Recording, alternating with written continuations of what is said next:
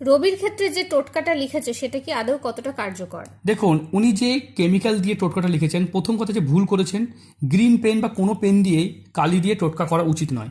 কারণ ডান হাতে টোটকা একেবারে অন্যায় বা উচিত মানে অনুচিত।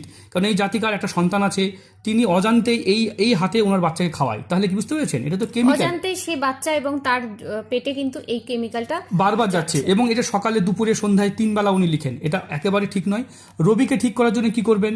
রবি হচ্ছে আমাদের সূর্য, এবং সূর্যকে ঠিক করার জন্য বার্মা চুনি, রুবি, বেলের শিকড়, অনেক কিছু উপায় আছে। লাল পোশাক ধারণ করা যেতে পারে, অথবা যদি দেখা যায় ন্যায়নিষ্ঠাভাবে কাজ করা যেতে পারে।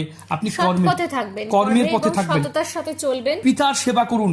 কেন রবি আমাদের আমাদের মানে বলা হয় সব কর্মপিতা। হ্যাঁ, কর্মপিতা। তাই রবিকে আপনি ঠিক করতে গেলে কর্ম করুন, পিতার সেবা করুন, গুরু সেবা করুন, যত্ন সহকারে নিজের কাজ করুন, ট্যালেন্টের উপরে খাটুন।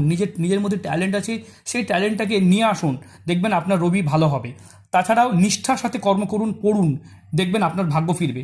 না হলে রবিকে ঠিক করার জন্য হাজারো উপায় হতে পারে, কিন্তু এই কালিটা উপায় নয়। যারা যে জ্যোতিষীরা কালি নিয়ে উপায় বলছেন, তাদের ভিডিও দেখা বন্ধ করুন। কারণ তারা যদি দায়িত্ববান জ্যোতিষী হতেন, তাহলে এই কালি হাতে কখনোই লিখতে বলতেন না।